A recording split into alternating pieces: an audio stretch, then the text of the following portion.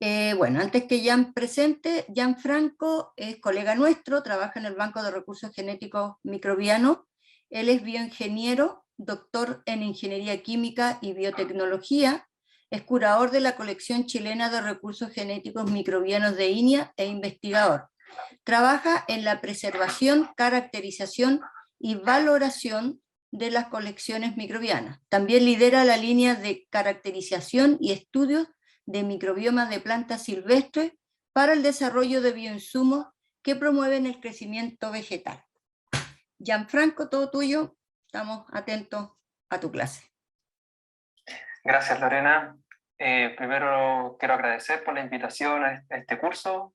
La idea es que vayan acumulando todas las preguntas que surjan durante la presentación, porque me imagino que al ser curso, la idea es aclarar dudas que puedan tener sobre esta temática, que es microorganismos promotores del crecimiento vegetal, que está en el marco de la intención de este curso, que es buscar alternativas en los agentes microbianos para el desarrollo de sistemas agrícolas sustentables. O sea, básicamente es el uso de la biotecnología para entregar herramientas, ya sea a agricultores o a personas en particular, que quieran sacar mayor potencial a sus cultivos, o simplemente aportar con conocimientos en el área científica sobre la descripción de los microorganismos que están asociados a un lugar en particular, ya sea a un suelo en particular, a una planta en particular. Como bien decía Lorena en la introducción, yo soy el curador de la colección chilena de recursos genéticos microbianos, que se encuentra dentro de este banco de recursos genéticos microbianos que está compuesto por 4 laboratorios, y uno de ellos es la colección. En esta colección de microorganismos, nosotros recibimos microorganismos desde terceras personas, pero adicionalmente realizamos colectas, que muchas de las fotos que ven ustedes en pantalla en esta portada son originadas de esas colectas. Entonces, por lo tanto, nosotros tenemos una labor de preservar el patrimonio genético, pero al mismo tiempo tenemos que buscar una aplicación, porque esa es la intención de preservar microorganismos, ya que los microorganismos poseen un potencial tan importante para el desarrollo de múltiples productos, es necesario buscarle una aplicación a esos microorganismos, y es por esto que en esta clase voy a profundizar y quiero tratar de darle algunos consejos relacionados a cómo sacarle partido a las colecciones microbianas, pero desde el punto de vista de los microorganismos promotores del crecimiento vegetal.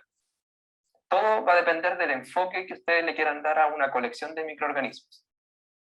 Entonces, lo primero que quiero conversar a modo de introducción es sobre la promoción del crecimiento vegetal. Muy resumidamente, las plantas necesitan de nutrientes y energía y agua para desarrollarse. En este caso, utilizan el dióxido de carbono para la fotosíntesis, agua, energía, y también requieren de nutrientes. Muy importante, como se muestra en esta imagen, requieren de minerales tales como potasio, azufre, magnesio, calcio, nitratos, fósforo y otros oligoelementos que están disponibles en el suelo. Naturalmente, el suelo es una fuente casi inagotable de muchos nutrientes. Sin embargo, estos nutrientes no siempre están disponibles para la planta. La planta, para poder desarrollarse, requiere ciertas condiciones ambientales, no voy a profundizar en eso, que son temperatura, humedad, precipitaciones o riego, si es que estamos hablando de cultivos, pero también requiere de una fuerte componente de nutrición, y el suelo, como les digo, naturalmente posee nutrición. Suelos fértiles poseen nutrición, pero por muy fértil que sea el suelo, muchos de esos nutrientes están secuestrados por la misma naturaleza del suelo. Entonces aquí, ¿qué es lo que entra en juego? La raíz de la planta es súper importante, ya que en esa zona se concentra la captación de agua y estos nutrientes desde el suelo. Pero como les decía, muchos de esos nutrientes están secuestrados por la naturaleza físico-química de los suelos, y por ello entra en juego los habitantes microscópicos o insectos incluso que habitan en el suelo y que permiten descomponer la misma materia orgánica que ya ha sido que ya está muerta, como por ejemplo ramas, hojas que ya no tienen vida, sino que empiezan con su proceso de descomposición. Muchos de esos procesos son producidos por microorganismos o insectos también, Pero en este caso de esta presentación les voy a hablar sobre los microorganismos, hongos y bacterias que habitan en el suelo y que a través de esta ingesta de nutrientes presente en este material vegetal muerto son capaces de reproducirse y al mismo tiempo de generar moléculas que pueden ser útiles para la nutrición vegetal. Entonces acá existe una especie de círculo virtuoso o de simbiosis en el cual las plantas, al estar habitando en el suelo, generan o consumen CO2 del aire y comienzan a generar energía biológica que se transforma en una parte en exudados que son liberados en el suelo. Y esos exudados son al mismo tiempo una fuente de nutrientes para los microorganismos que habitan en ese lugar. Y eso genera que ciertos tipos de microorganismos se sientan atraídos a colonizar la zona más cercana a la raíz o la rizósfera de la planta, produciéndose así una interacción, casi que membranas con membranas.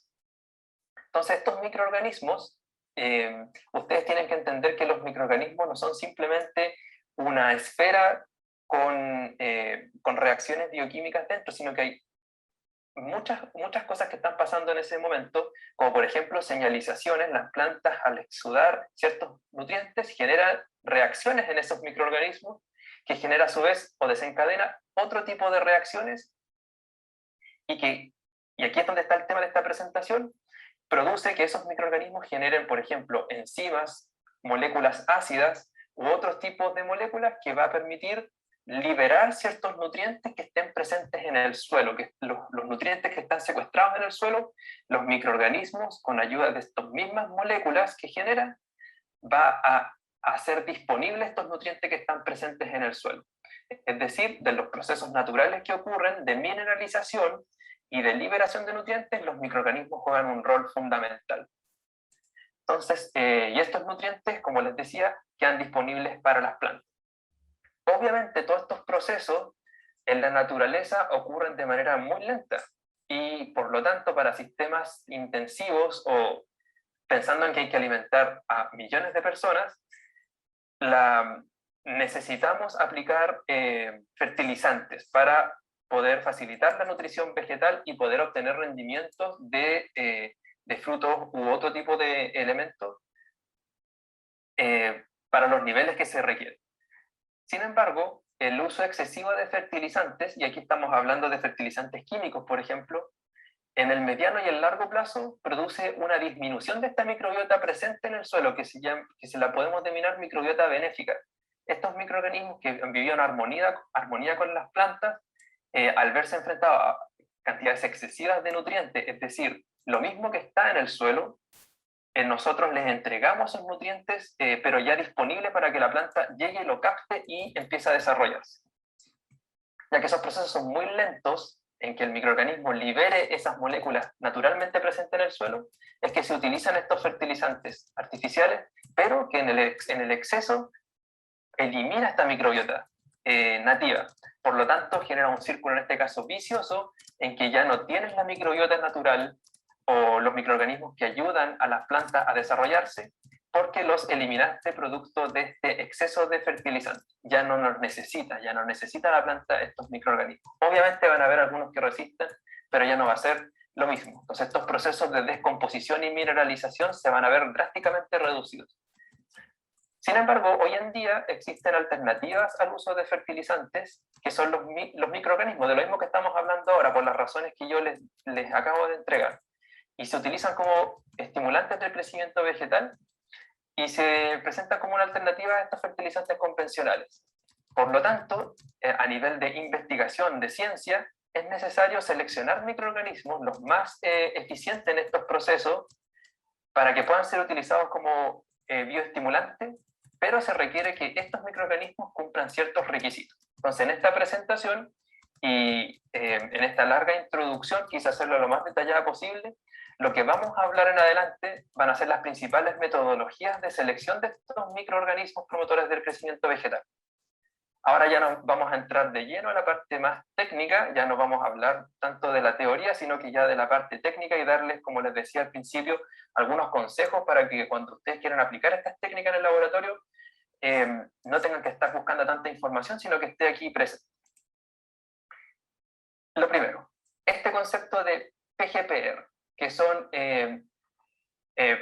rizobacterias, o sí, pueden ser rizobacterias, promotoras del crecimiento vegetal.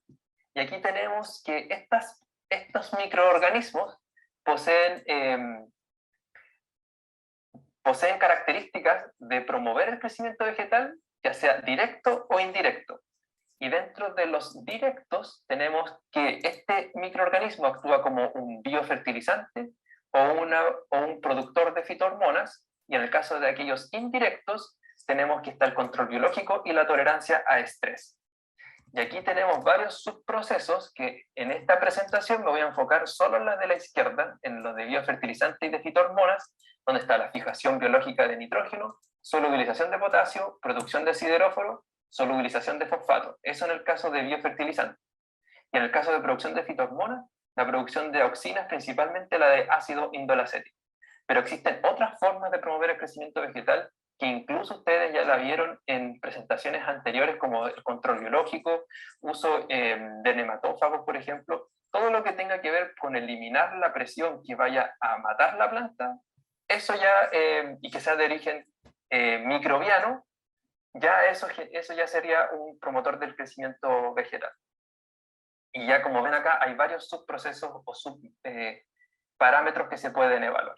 Entonces, la estrategia general para poder aislar y caracterizar microorganismos promotores del crecimiento vegetal se las resumo en este diagrama de flujo, donde lo primero es ir a un lugar, ya sea un lugar silvestre, principalmente yo diría un lugar silvestre, y colectar muestras de suelo y plantas desde diferentes ambientes.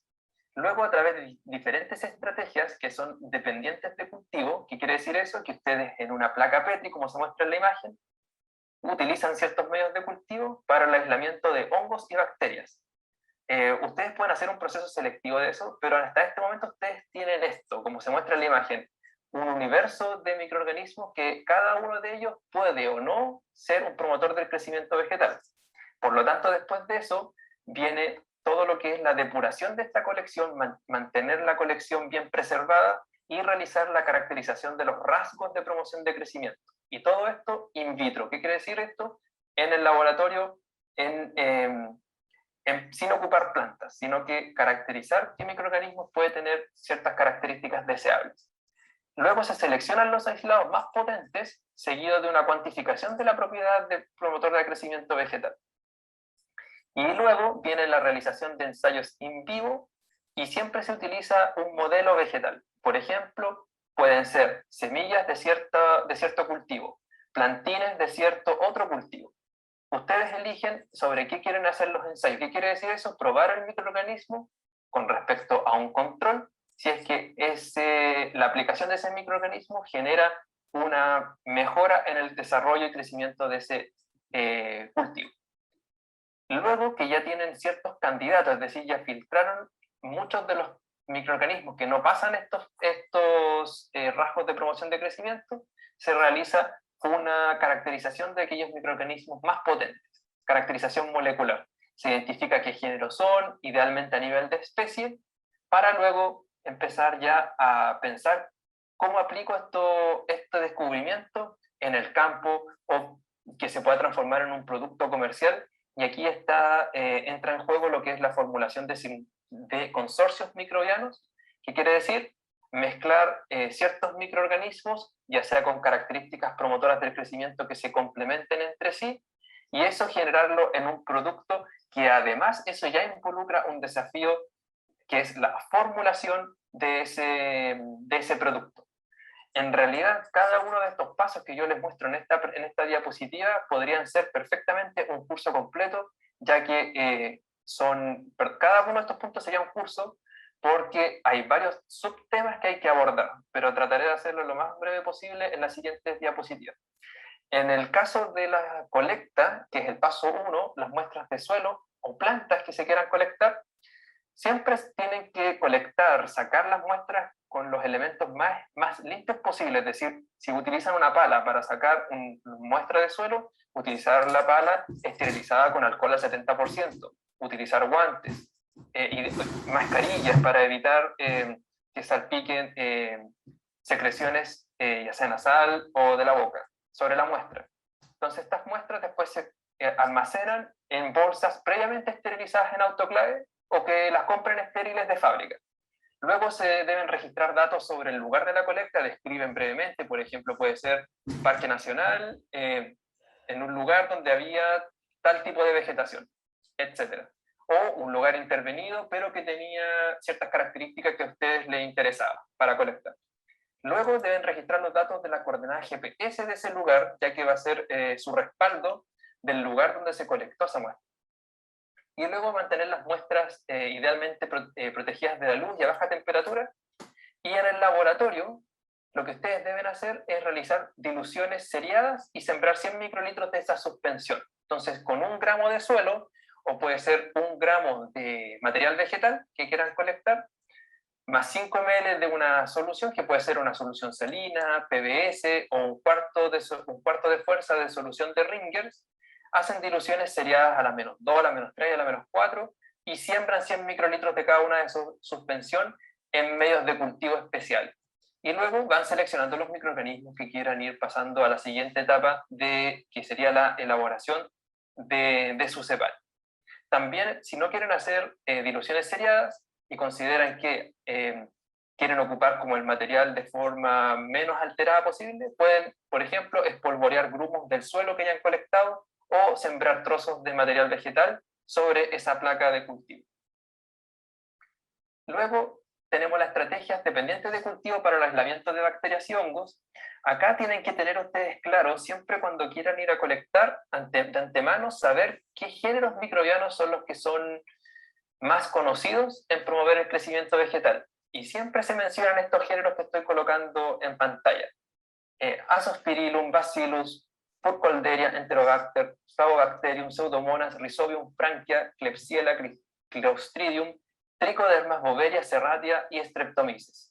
Estos géneros son los que principalmente se utilizan en formulaciones hoy en día, porque obviamente en el laboratorio demuestran tener aptitudes de promoción de crecimiento vegetal.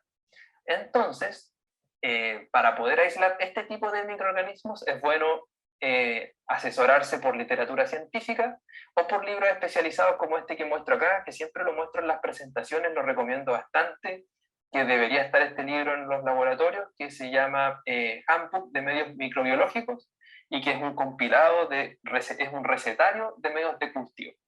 Muy bueno para poder hacer formulaciones de medios de cultivo y que tengan la trazabilidad necesaria para cuando ustedes quieran publicar. Siempre van a tener el respaldo de dónde sacaron esa metodología. Muchas veces las metodologías de paper en paper van siendo modificadas, pero es bueno siempre tener una referencia inicial, que sería la de este libro. Y aparte de utilizar un medio de cultivo específico, se pueden utilizar otras estrategias como el tratamiento de las muestras para eliminar microorganismos indeseados, como por ejemplo, si lo que quieren es seleccionar microorganismos esporuladores, tratar la muestra de suelo con calor, por ejemplo, 50 grados Celsius, 10 minutos. ¿Y eso qué va a significar? Que aquellos microorganismos que no tengan estructuras de resistencia van a lisar, van a morir, y aquellos que sí las tienen van a sobrevivir y van a poder después ser cultivados en medios de laboratorio. Luego el paso siguiente es el cribado. Cribado quiere decir una selección de cierta propiedad de un elemento, de un grupo de cosas, de un conjunto de cosas. En este caso sería el cribado del cepario para evaluar los rasgos de promoción de crecimiento vegetal. Pero antes de evaluar los rasgos de promoción de crecimiento vegetal, yo les recomiendo que se encarguen de mantener muy bien preservados sus microorganismos que ya tanto trabajo le costó colectar en el paso anterior. Por lo tanto, yo les dejo aquí planteado este libro o este boletín que publicamos el año pasado sobre conformación de colecciones de cultivos microbianos. Y eso les va a servir a ustedes como base para poder tener las técnicas más clásicas y las técnicas más apropiadas para mantener los microorganismos. Entonces, si escanean ese código QR, les lleva directo a la publicación, y si no, es el enlace que estoy mostrando abajo de la presentación. Lo recomiendo como una guía inicial. Luego, ¿cómo seleccionamos estos microorganismos que tengan las mejores propiedades de crecimiento vegetal? Y aquí es donde entra ya en juego el cribado.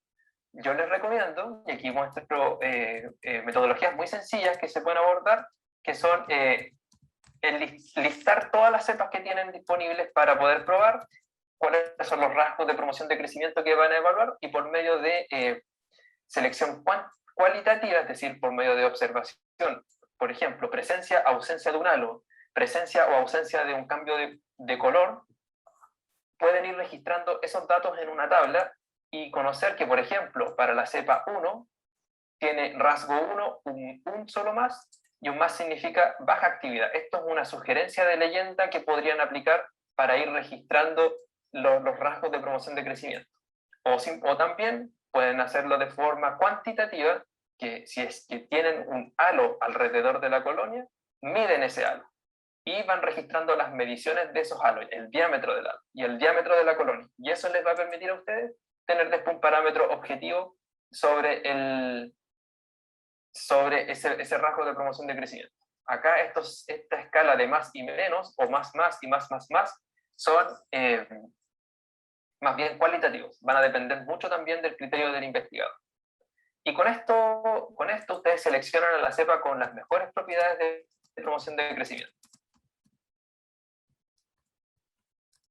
Luego tenemos la realización de ensayos in vivo con cultivo vegetal modelo. Acá lo que tienen que tomar en consideración es seleccionar un material vegetal que sea fácil de manipular y que les permita ver si es que al interaccionar ese material vegetal con el microorganismo que mostró esos más o varios más en el paso anterior, les permite en esta prueba ver si es que se aumenta la germinación, aumenta el largo de la parte aérea o la parte radicular, o hay un incremento en el peso seco de ese material. Entonces, por lo tanto, siempre se deben hacer pruebas a nivel de laboratorio y luego escalarlas a pruebas con ese material, pero en campo. Luego yo les decía que cuando ya tienen un set de microorganismos con rasgos prometedores de crecimiento, lo ideal es saber qué son, qué tipo de bacterias son, qué tipo de hongos son, y para eso se utilizan las estrategias de identificación molecular. Y aquí dejo la secuenciación de genes. Por ejemplo, para bacterias se utiliza el 16S y para hongos ITS. Comúnmente, secuenciar un solo gen lleva a identificar ese microorganismo a nivel de género. Si ustedes quieren identificar ese mismo microorganismo, pero a nivel de especie o lo más cercano a especie, se debe secuenciar más de un gen, es decir, no solo el ITS para bacteria o no solo el ITS para hongo, no solo el 16S para bacteria o ITS para hongo, sino que otros genes o el genoma completo. Y así se puede determinar si es que ese microorganismo es o no un microorganismo conocido o algo nuevo. Y luego viene todo el paso de la formulación de consorcios microbianos, que aquí vienen realizar pruebas de mezcla de microorganismos con capacidades complementarias de promoción de crecimiento, es decir, si uno tiene un rasgo muy potenciado, pero bajo en otro, y otro microorganismo tiene muy potenciado ese rasgo que el otro lo tiene débil, se pueden complementar en una sola formulación, y para ello después se deben hacer pruebas de que esta interacción de microorganismos en un solo producto vaya a culminar en un producto que sea viable, que sea puro, y que tenga cierta fecha de vencimiento, porque todas esas pruebas se deben hacer con un producto comercial. Y aquí muestro este ejemplo de un producto que se llama Endomix, que es comercializado, o está, mejor dicho, en fase precomercial a través de la marca BioInia, que es una marca registrada de nuestro Instituto de Investigaciones Agropecuarias, y bajo esa marca se comercializan microorganismos como bioestimulante, y otros para control de plagas, control de plagas principalmente, y otros también para control de otros microorganismos fitopatógenos. Hasta aquí, no sé si continuamos hasta el final o hay una interrupción por preguntas. No, las preguntas van quedando en el chat y al final te hacemos todas las que nos han llegado. Ya, gracias Lorena. Entonces continúo con esta segunda parte de la presentación, o mejor dicho, tercera parte, que ya sería la parte final, donde les quiero mostrar las metodologías, pero más al detalle. ¿Qué metodologías son recomendadas para evaluar y cómo hacerlo? Entonces, lo primero es la fijación de nitrógeno, que son metodologías utilizadas para el aislamiento de microorganismos fijadores de nitrógeno, que para poder seleccionar estos microorganismos que fijen nitrógeno, es necesario utilizar medios libres de nitrógeno, donde así se limita el crecimiento de las cepas que no tienen la capacidad de crecer en estos medios de cultivo. Y aquí muestro un ejemplo de un medio de cultivo que se llama el medio de cultivo de Jensen. En ese medio de cultivo no tiene fuentes de nitrógeno, por lo tanto los microorganismos que sean capaces de fijar nitrógeno atmosférico van a poder crecer en ese medio de cultivo como se muestra en la imagen. ¿Y por qué es importante la fijación de nitrógeno? Porque a las plantas les sirve el nitrógeno que esté disponible en el suelo, y si los microorganismos lo pueden hacer, ya que las plantas no lo hacen, es una característica deseable cuando tienes que seleccionar aquel microorganismo que quieres seguir en el proceso de formulación de un bioestimulante. Y aquí muestro formulaciones de medios de cultivo que se utilizan para la selección o la realización de este medio libre de nitrógeno, donde tenemos el medio manitol, que utiliza estos componentes que estoy mostrando en pantalla. Luego tenemos un medio de agar glucosa y otro que es el que les mencionaba antes, que es el agar Jensen. Fíjense que en estos tres medios se utilizan distintas fuentes de carbono e incluso en el medio manitol se utiliza extracto de suelo.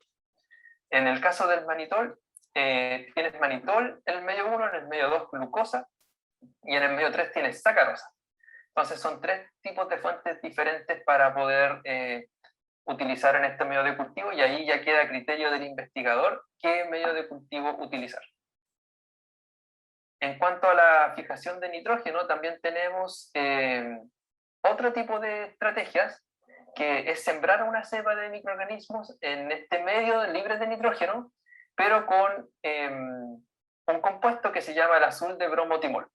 Entonces la cepa que sea capaz de fijar nitrógeno va a incrementar el pH del medio, lo cual producirá un viraje del color del medio azul, donde está el control sin el microorganismo, a un medio azul, como el que se muestra en la pantalla, y donde está presente un microorganismo con la capacidad de fijar nitrógeno, solo por el cambio del pH.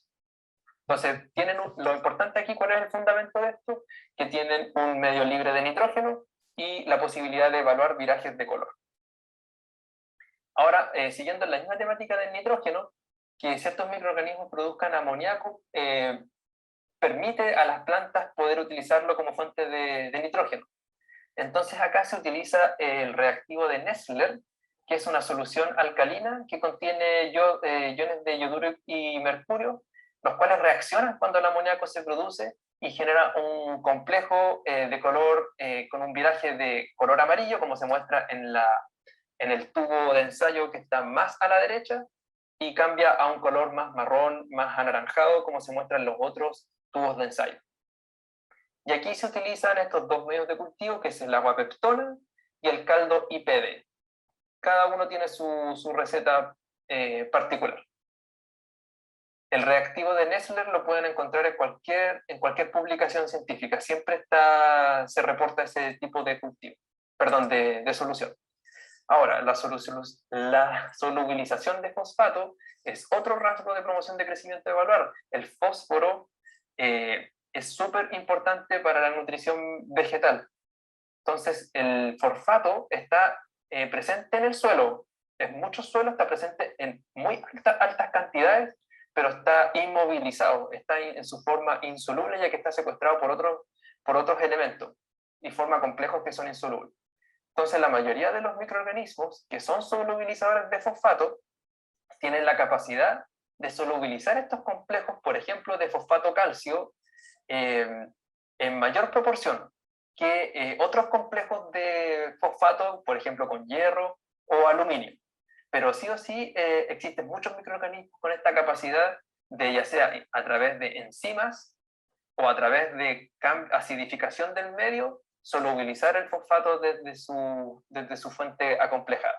Entonces tenemos acá que los microorganismos, para aislar microorganismos solubilizadores de fosfato o evaluar si es que un microorganismo tiene esa capacidad, se utilizan medios selectivos carentes de fuentes solubles de fósforo, o sea, medios sin fósforo soluble. Entonces lo que tú tienes es una placa como esta. Si se fijan, en las partes más hacia afuera de la placa se observa un medio blanquecino, una granulación blanquecina que corresponde al fósforo o al fosfato en su versión insoluble.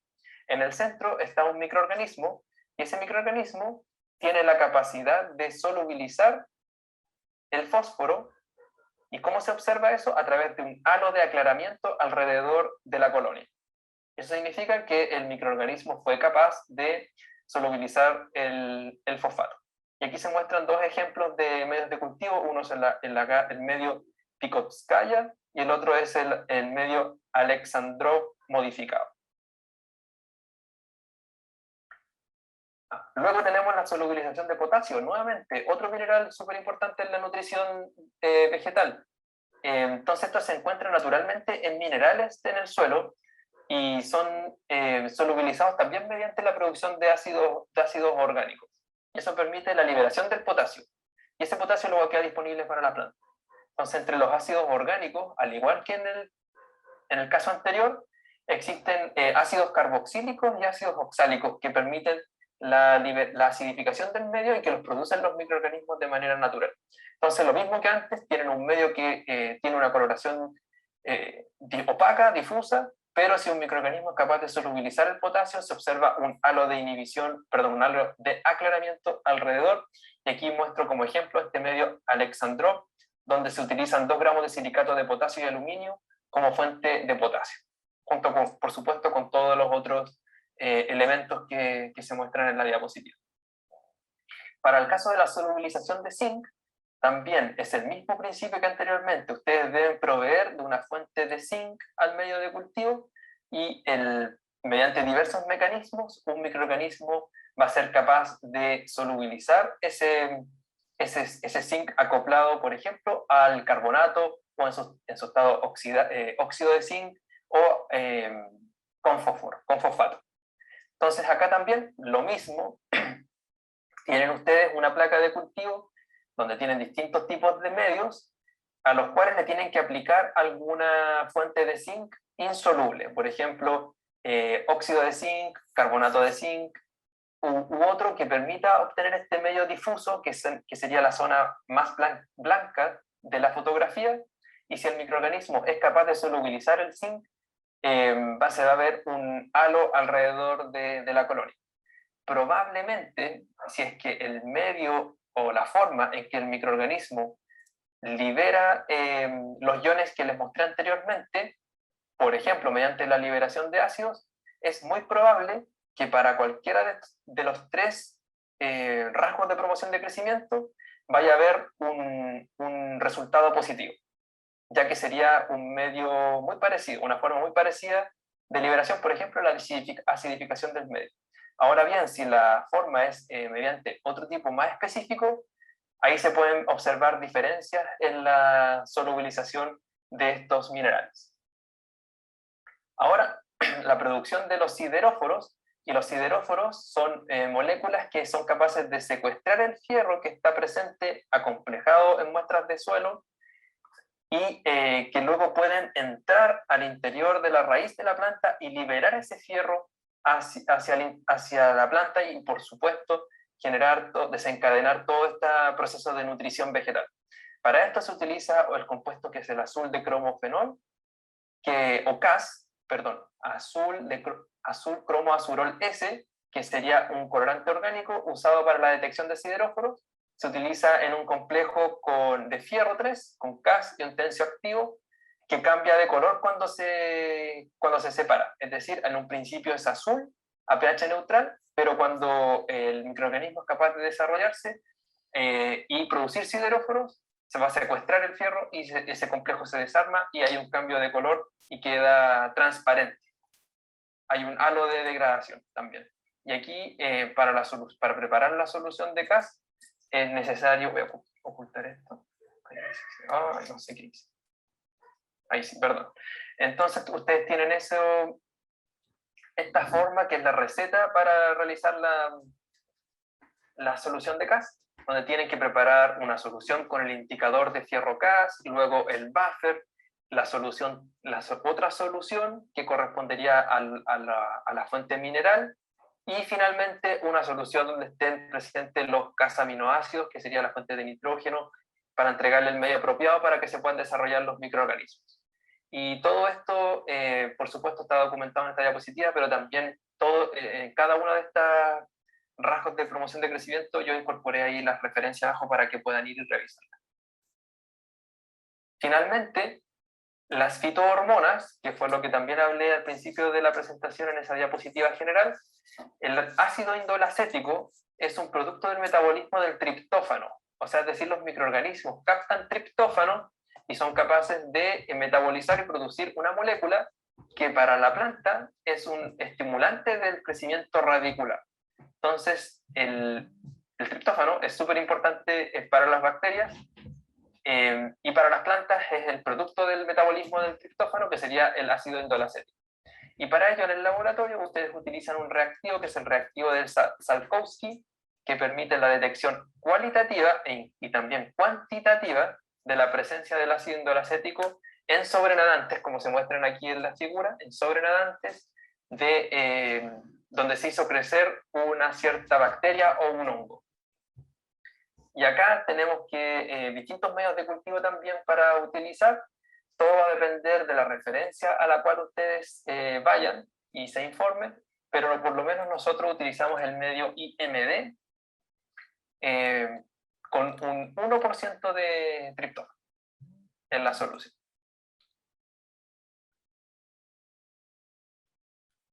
Eso, con ese último rasgo de promoción de crecimiento que se podría evaluar, quiero dar por finalizada la presentación. Espero haber podido abarcar o contestar algunas de las inquietudes que tenían inicialmente respecto a este tema y haber aprendido con lo que se expuso. Así que quedo atento ahora a las preguntas para poder responder. Gracias, Jan, por la presentación. Muy buenos los antecedentes que nos entregan, idealmente para quienes están más vinculados al tema de laboratorio y desarrollo de productos. Es muy buena la información que nos entregaste. Ahora, Javiera tiene las preguntas. Vamos a ponerlo. Voy a dejar de compartir. Ya, vamos a sacar tu presentación. Ahí estamos. Igual como dijo Lorena, te agradecemos tu participación, Jan. Y la primera pregunta dice así. ¿Cómo puedo determinar que los microorganismos son compatibles cuando estoy haciendo un consorcio? Sí, hay varias formas de evaluar la compatibilidad. Una forma o una estrategia es enfrentar a los microorganismos a crecer juntos en una misma placa de cultivo, para que tú puedas observar que efectivamente hay o no crecimiento. Voy a colocar acá, tienen una placa de cultivo y en la parte superior colocan unos 5 microlitros de una suspensión de la bacteria 1 o un disco del hongo 1, y al frente ponen a crecer el otro microorganismo que quieren probar si es que tienen o no compatibilidad, y si ambos son capaces de crecer juntos, porque van a ver el crecimiento de las colonias en las placas después de incubarlas, va a permitir saber si es que son compatibles o no. Otra forma, del mismo método, que en vez que estén alejados uno del otro, así equidistantes, que hagan rayas que se crucen de forma perpendicular. Entonces, si un microorganismo inhibe el crecimiento del otro, van a ver como una degradación del crecimiento a lo largo o al acercarse al otro microorganismo, que por lo general, si es que uno inhibe el crecimiento del otro uno va a crecer muy bien y el otro va a crecer de forma degradada, como con degradación. A los inicios de la estría que hicieron hacia abajo, por ejemplo, va a haber mucho crecimiento, pero hacia acercarse a donde cruza el otro crecimiento, ya no se va a observar el mismo vigor de crecimiento. Y así se puede observar si es que los microorganismos son compatibles o no. Eso en cuanto al crecimiento, porque después tienen que evaluar si es que también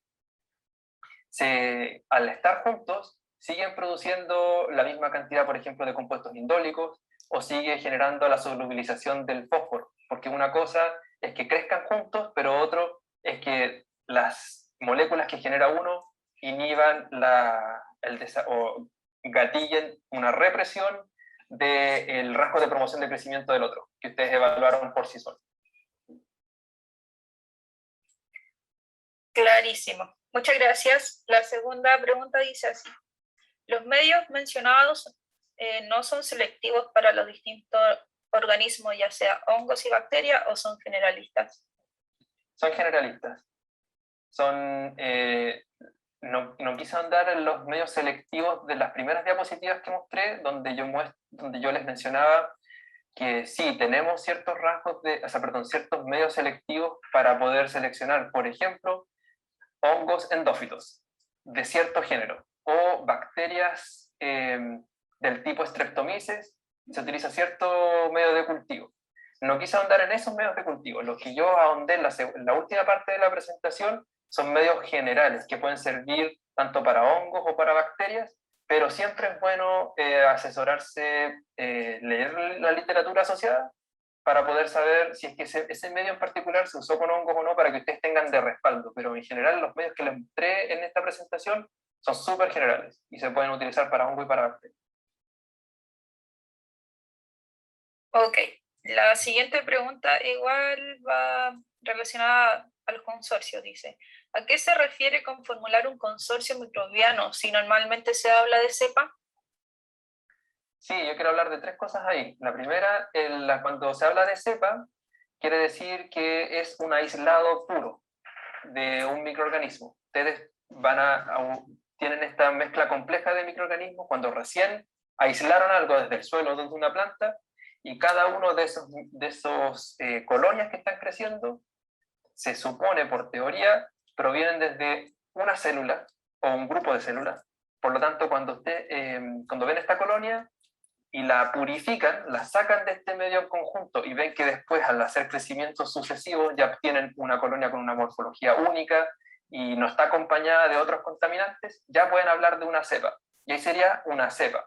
Un consorcio, cuando hablamos de consorcio, en la definición de la palabra, es como un grupo de cosas que van por un fin común. Entonces, en el caso de un consorcio microbiano, estamos hablando de un conjunto de cepas. Y recordar que un conjunto de cepas son microorganismos puros, que vienen desde cultivos puros. Ahora, tenemos aquí un concepto en el cual no quise ahondar para no complejizar una parte de la presentación, pero quería aclarar que un consorcio también, por definición, es algo que se da de forma natural, una interacción natural entre microorganismos, en el cual un consorcio microbiano real, de la definición estricta de consorcio, es que si ustedes sacan un elemento de ese consorcio, ya el consorcio no podrían obtener el mismo resultado por el cual se seleccionó ese consorcio. Supongamos que tienen un consorcio de microorganismos que degrada plástico. Si ustedes, por alguna razón de manipulación, pierden un elemento, aunque ustedes lo sepan o no lo sepan, si se pierde un elemento de ese consorcio y ya no genera la característica de degradación o consumo de ese plástico, ya no se puede hablar del consorcio, se perdió el consorcio. Entonces, por lo tanto, un consorcio es muy difícil de explicar, muy difícil de definir. Y lo otro, que son las formulaciones en las cuales hablamos, básicamente utilizamos el concepto de que es una mezcla de microorganismos. Y se puede utilizar una definición como de consorcio artificial porque es una mezcla de cosas puras. En cambio, un consorcio es algo, como les digo, que es más difícil de explicar. Están ahí presentes las cosas. Si ustedes sacan un elemento, se pierde la función del consorcio y por lo tanto ya no tienen la misma función. En cambio, en la mezcla, ustedes pueden volver a los cultivos puros, volver a mezclarlos en las proporciones que ustedes indicaban y obtener el mismo resultado por el cual mezclaron esos microorganismos. Ya. Justamente nosotros hemos estado participando en varios congresos y simposios asociados al desarrollo de bioproductos y se está acuñando bastante el término de consorcios artificiales, por la misma definición que tú dabas, que es mucho más compleja. Entonces, como se están haciendo estas mezclas antes eran cepas del mismo género, pero eso no es de la misma especie, digamos, no es un consorcio. Cuando ya empezaron a mezclar hongos, bacterias, se acuñó el concepto del consorcio artificial. Gracias. Vamos, Javiera, con la otra pregunta. Muy bien. La siguiente pregunta dice, ¿la fijación de nitrógeno realizada por los microorganismos es capaz de nutrir de forma eficiente a la planta o aún así se debe complementar con fertilizantes? Sí, esa es una pregunta interesante porque el caso de los microorganismos fijadores de nitrógeno, ya de por sí la fijación de nitrógeno y la captación de nitrógeno por la planta no es muy eficiente, es un proceso bastante difícil de que se lleve a cabo. Entonces tú tienes algunas estrategias. Que sepas que el cultivo que tú quieres promover su crecimiento a través de un biofertilizante, digamos un microorganismo que va a interaccionar con el microorganismo, o sea, con la planta, puede a lo mejor generar interacciones muy de cerca, como por ejemplo nódulos en las raíces. Entonces tú ahí te vas a asegurar de que ese nódulo va a fijar el nitrógeno desde la atmósfera y lo va a incorporar de forma más eficiente en la planta. Mientras otros tipos de microorganismos no forman esa interacción tan íntima con la planta, que serían los nódulos, serían otro tipo de interacción, que son aquellos microorganismos fijadores de nitrógeno, pero que son de vía libre, que están en el suelo presente alrededor de la planta, no forman estas estructuras como nódulos, sino que están alrededor, como muchos otros microorganismos, por lo tanto ahí la transferencia de los nutrientes va a ser menos eficiente.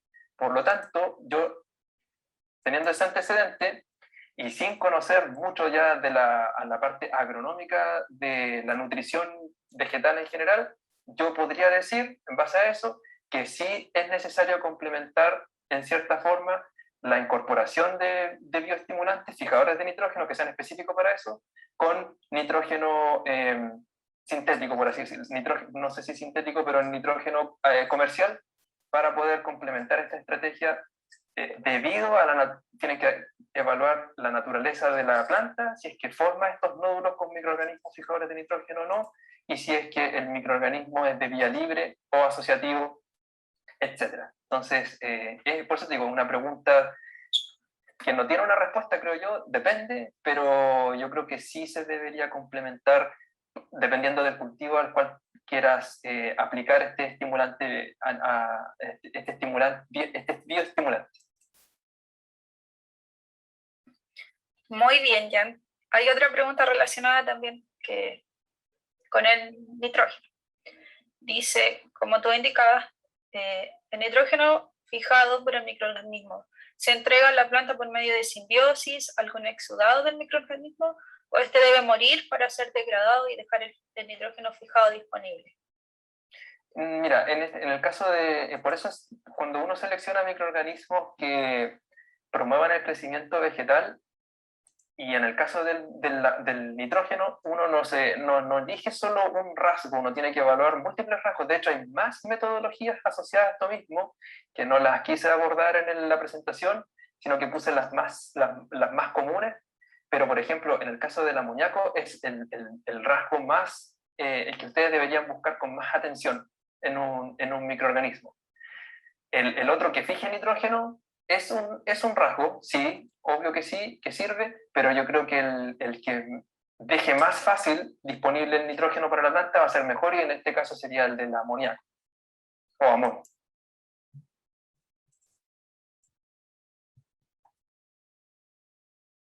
Muchas gracias, Jan. La siguiente consulta dice, consulto por los valores de pH de los medios de cultivo. ¿Este pH se ajusta a través del suelo muestreado o es un pH estándar? Esa también es otra muy buena pregunta, porque la verdad es que tampoco existe una única respuesta a esa pregunta, porque todo va a depender de qué quieras aislar. A lo mejor dentro de tu metodología de investigación, tú quieres aislar microorganismos que sean tolerantes a medios a medio ácido, entonces por lo tanto, si tú ajustas el pH de un medio de cultivo, lo vas a hacer con un pH bajo 7, por ejemplo 6,2, 6, o si quieres aislar microorganismos tolerantes a medios alcalinos, vas a utilizar medios de pH 8. Pero el tema va con en la composición del medio de cultivo. Si bien es cierto, siempre en una receta de un medio de cultivo se incluye el pH, que por lo general es, como les digo, 6,2 a 7, tienen que ver la composición del medio de cultivo, porque ¿qué pasa si hacen un medio muy ácido? Puede que alguno de los componentes de ese medio de cultivo les precipite y que sean nutrientes importantes para el microorganismo y no van a obtener ningún resultado.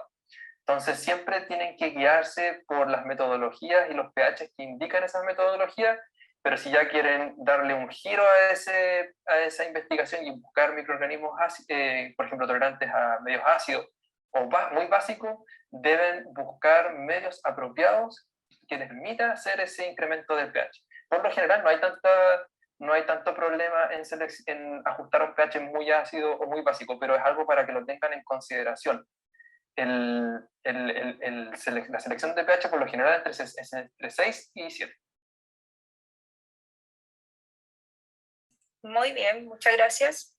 La siguiente pregunta dice, en el caso de tricoderma, ¿es indistinto, dice, utilizar variedades o cepas exóticas o es mejor siempre utilizar las nativas de la zona en que se utilizarán? Sí, para eso también hay muchas preguntas, hay muchas respuestas, porque imaginemos que adquirimos un producto de comercialización internacional. Puede ser que ese microorganismo ya es exótico para el lugar de nosotros, aunque sea un microorganismo de un género o especie más bien conocida. Va a ser exótico porque viene de otro lado. Pero ¿qué pasa si ese microorganismo es capaz de tolerar una diversidad de factores ambientales? Por lo tanto, va a servir en lo que queramos aplicar. Pero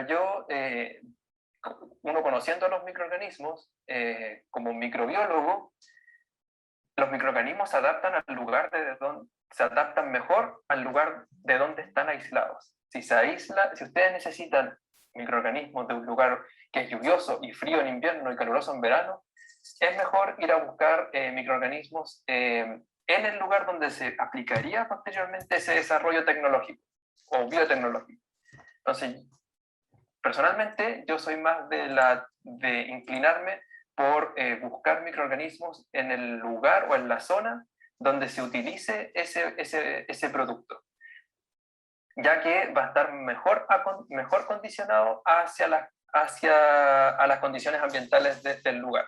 Con los microorganismos exóticos, como les digo, puede ser un microorganismo muy dotado de diversas características, pero a lo mejor puede fallar en la adaptación a las variaciones ambientales, que es otro tema a considerar con los microorganismos. Muy bien. Nos quedan 2 preguntas. Dice, José Arevalo hace esta pregunta. Dice, en pruebas en plantas para observar los efectos de las bacterias promotoras de crecimiento, ¿qué plantas se suelen ocupar? También eso es variable porque dependiendo del objetivo del proyecto, o mejor dicho, quizás también aquellas plantas que sean más fáciles de manipular. Yo diría que lo primero es que una prueba de concepto debe ser realizada con aquella planta que sea fácil de manipular y que te permita obtener, por ejemplo, la interacción planta con tu microorganismo me genera este nivel de promoción de crecimiento y ese va a ser mi máximo de investigación. Y yo después lo hago las pruebas con otros cultivos, por ejemplo, me están solicitando este desarrollo para utilizarlo con otro cultivo, entonces yo después me voy a hacer otro cultivo porque probablemente ese cultivo sea difícil de manipular y en vez de obtener este rendimiento alto que obtuve con la prueba con esa planta fácil de manipular, voy a obtener algo como a este nivel o inferior en producción, pero aún así tú ya hiciste las pruebas con cuál sería el máximo potencial de tu microorganismo y por lo cual tú lo seleccionaste. Entonces yo primero partiría con aquellas plantas que sean o cultivos que sean fáciles de manipular. Yo he tenido experiencias manipulando trigo, frutilla, plantas de frutilla, y también conozco a colegas que utilizan plantas de ají, de tomate. No sé si habrá otro más, lo típico también, Arabidopsis se puede utilizar. pero yo diría que ese es lo principal, tener una prueba de concepto con una planta fácil de manipular o que haya harta información en literatura científica y luego irse por un cultivo ya más difícil o para el cual se está solicitando el desarrollo. ¿Ya? Sí, yo quería agregar que nosotros normalmente en la parte agrícola los rábanos son buenos indicadores, se usan para varias pruebas, y las lechugas también son cultivos que son fáciles de manejar, son rápidos, por lo tanto pueden ser ocupados para hacer este tipo de pruebas. Gracias, Lore. Javi, ¿queda alguna pregunta? Porque estoy mirando Sí. que pusieron igual preguntas acá en el chat. Entonces quizás si ya nos da unos 5 minutitos más pudiéramos responder igual esas preguntas. Sí, por supuesto. Gracias. Javi. Okay. Dice, Constanza nos hace esta pregunta. ¿Bacterias ácido lácticas funcionan mejor en aplicación radicular o es preferible aplicar vía foliar en las plantas, tomando en cuenta el pH del sustrato? Esa también yo creo que recomendación difícil hacerla a priori porque eso es más bien de ensayo y error. Entonces yo me inclinaría más a decir que la respuesta es probarlo, probar simplemente porque puede, a lo mejor las diferencias, como la persona indicada, puede que te den resultados muy parecidos si las haces radicular o foliar, pero la verdad es que yo no te podría dar una respuesta, yo me inclinaría más a decir que la respuesta es probarlo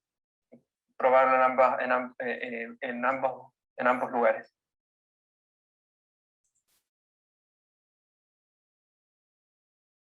Y yo creo que esa respuesta aplica como para casi todos los tipos de microorganismos, porque yo creo que, bueno, Lorena conoce más bien de cerca estas evaluaciones en que sí se tienen que hacer las pruebas con un microorganismo, como aplicándolo de distintas formas, en distintas concentraciones y topológicamente en distintas partes, para tener una evaluación completa de dónde aplicar ese microorganismo para obtener el mejor resultado. Entonces, por eso, cuando simplificamos un poco la evaluación, o solo raíz o solo radicular, independiente del tipo de microorganismo, yo creo que la respuesta es que uno tiene que probarla. Ahora, distinto es que si por temas de investigación tienes menos tiempo para explorar todas esas opciones, que son muchísimas, lo mejor es irse a literatura y ver qué es lo que hay en ese tema y explorar la estrategia más apropiada para poder reducir un poco las pruebas que se tengan que realizar. También hay un tema ya relacionado con el producto que tú tienes que desarrollar y dónde cuál va a ser el ambiente que más le guste o en el cual lo vamos a aplicar y cómo de alguna forma se puede ver afectado por esos factores. Muchas veces las aplicaciones foliares son súper interesantes, pero debido a la característica del microorganismo y lo que tenemos como parte de una formulación, quizás no se puedan hacer. Entonces hay que considerar eso nomás. Si hacer pruebas, como dices tú, podemos hacerlo en distintas partes de la planta, eso sería súper bueno, pero cuando ya escaláis esto a un nivel de un producto comercial, hay que considerar más aspectos para decir cuál sería una mejor aplicación. Sí, y a eso hay que complementar lo mismo que dice Lorena, es que tú tienes algunos microorganismos que están provistos de o que dentro de su desarrollo de ciclo de vida forman estructuras de resistencia, como por ejemplo esporas, y otros microorganismos que no generan esporas y por lo tanto su membrana plasmática, que ya de por sí es una estructura bastante lábil y susceptible a las modificaciones ambientales, hay que tener en cuenta esa consideración también. Esa es la siguiente pregunta. ¿Las funciones de estos microorganismos son específicas para alguna especie vegetal o son generalistas? Esa también es otra pregunta que depende, porque sí, yo creo que hay de todo, porque hay microorganismos que sí forman estructuras simbióticas con la planta, como los que les mencionaba de los nódulos, de estos microorganismos fijadores de nitrógeno, pero hay otros microorganismos que no, que son asociativos, que están alrededor de la planta y que generan los beneficios por los cuales se seleccionaron. Pero también hay otro tema a considerar, que hay otros microorganismos que son endófitos, que viven en el interior de la planta, que se introducen a través de la raíz, por ejemplo, y que pueden llegar hasta la parte aérea de la planta. Y esa interacción muchas veces está condicionada por el tipo de microorganismo que está. Entonces, no estamos hablando del rasgo de promoción de crecimiento, sino que estamos hablando del tipo de microorganismo que va a tener la llave de acceso a la planta, por lo tanto va a ser específico. Y rasgos de promoción de crecimiento, yo me inclinaría a decir que en parte la pregunta sí es posible tener mecanismos específicos, porque puede ser que cierto cultivo requiera más de moléculas tipo fitohormonas para desarrollarse mejor, mientras que otros requieren mucho fosfato, por ejemplo, para su desarrollo, y por lo tanto va a haber cierto rasgo que va a ser específico de acuerdo a los requerimientos nutricionales del cultivo en el cual se quiere usar. Muy bien. Solo para reafirmar lo que tú nos contaste sobre los consorcios, la última pregunta dice, mi pregunta es, ¿los consorcios pueden ser de un solo tipo microbiano o pueden usarse varios? Varios. Sí, ahí puede haber mezcla, ya sea o solo varias especies distintas de un mismo género, varios géneros y de varios reinos. Gracias, Jan. Ya, Javi, creo que... Ok, esa fue la última pregunta. Muchas gracias, Jan. De nada. Creo que contestamos todo. Lo que pueda faltar lo pueden enviar al correo. También les vamos a dejar ahí la dirección de la página web del banco donde trabaja Jan, y trabajamos todos en realidad ahí, por si quieren explorar un poquito más. Y bueno, detrás de este banco hay un equipo súper comprometido, que vamos a estar siempre disponibles por si quieren hacer consultas, alianzas, proyectos. De hecho, yo les comento que lo hice la primera clase, que este curso es parte de un proyecto de la colección pública de microorganismos del Maule, donde vamos a hacer el segundo curso que les voy a contar a continuación. Y para la gente que vive en la región del Maule está la colección pública de microorganismos, que de a poco se va a ir subiendo a este catálogo público, y el cual ustedes pueden solicitar esas cepas para hacer alguna investigación que necesiten, o alianza con empresas para desarrollar algún producto. O sea, va a quedar disponible para que puedan hacer investigación. Así que gracias, Jan, muy buena tu presentación, muy buenas las respuestas, las preguntas, y nos vamos a estar viendo en el segundo curso de aislamiento, que es más específico, pero me imagino que muchas de las personas que hoy día nos han acompañado, que han estado en todas las clases, más de 120, 130 personas de manera permanente, quizás muchos de ellos van a seguir en este otro curso. Así que muchas gracias, Jan. No, de nada, gracias a ustedes por la oportunidad de poder mostrar nuestro trabajo, que aunque sea en este caso una muestra expositiva más bien en el contexto de un curso, nosotros utilizamos esto en nuestro trabajo de investigación y tenemos experiencia en el tema, así que cualquier consulta que ustedes tengan o sobre los medios de cultivo que se utilizaban, etcétera, pueden canalizar la pregunta a través de Lorena, o si tienen otra consulta también, y yo encantado de responderla. Y lo otro es que también invitarlos a que visiten la página web que aparece abajo la dirección, que es cchrgm.cl, que allí hay un catálogo público, aparece la misión que tenemos nosotros como colección, cuáles son nuestras líneas de investigación, proyectos vigentes, e incluso si es que algún estudiante que esté presente necesite desarrollar tesis, nosotros estamos abiertos, Lorena y yo, a recibir estudiantes, por supuesto considerando que ahora con la pandemia nos hemos visto limitados por los aforos, viendo la disponibilidad de aforo porque temas tenemos de sobra. Gracias, Jan.